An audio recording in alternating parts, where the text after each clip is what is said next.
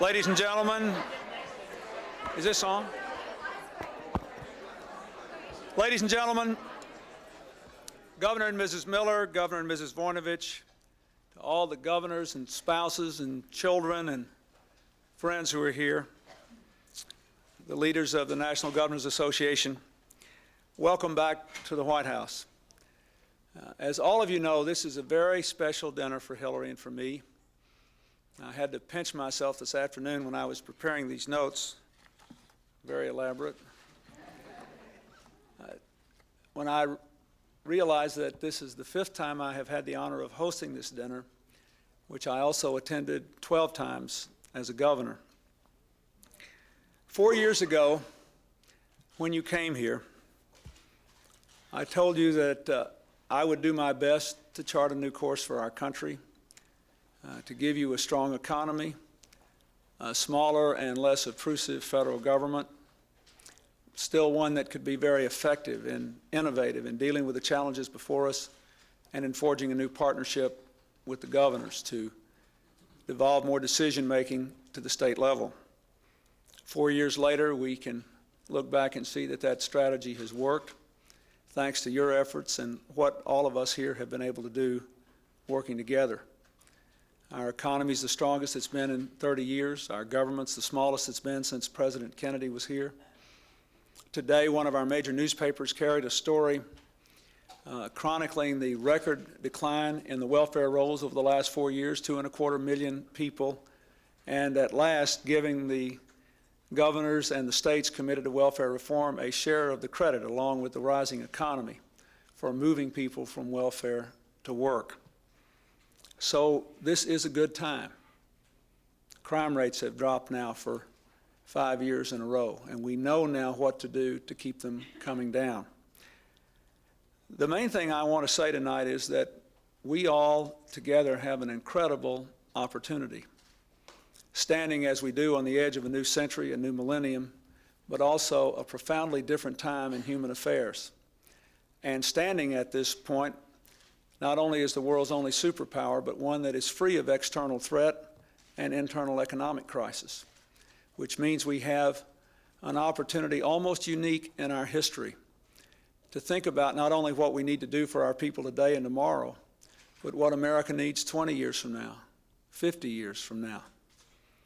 That is the sort of thing that people who were here before us thought about at the end of World War II. And the decisions they made gave us 50 pretty good years as Americans. Tuesday night, when I speak in the State of the Union address, I'm going to ask the Congress to cross party lines with each other and with me and to think about how we can build the next 50 years for America, how we can bring about true excellence and complete opportunity in education, how we can finish the job of welfare reform so that everyone we are now requiring to work genuinely has the chance to work, how we can meet the other challenges that are before us. Many of them involve the leadership, the initiative, the strength and steadiness of our nation's governors.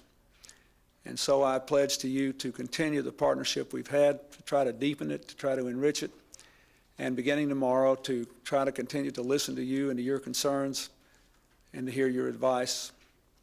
This has been a good 4 years for America. I look forward to the next 4, and I look forward to our continued partnership. The National Governors Association has been a unique and immensely valuable institution for the United States because it gives the governors a chance, without regard to their regional and political differences, to reach common positions for the people of their states and to bring those positions not only to life in their states, but also to bring them to Washington, where it's too often easy to forget about the real lives of real people out in the country. I know you will be doing that here, and I hope together we will be advancing those lives for 4 more years. I now ask you to join me in a toast to our partnership, to the governors, and especially to Governor and Mrs. Miller and to Governor and Mrs. Voinovich.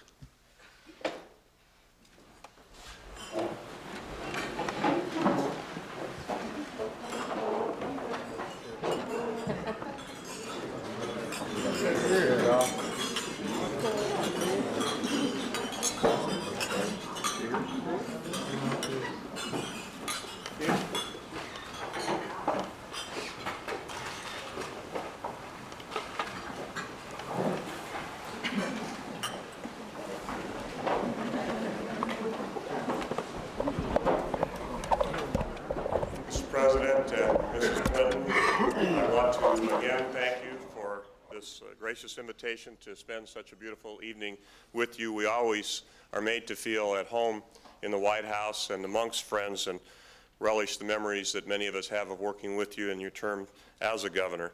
It's a lasting pleasure and a big thrill to be at the White House State Dinner. In the words of Miller Williams at your inaugural, we leave all we have done in the hands of children, eyes already set on a land we can never visit. It isn't there yet.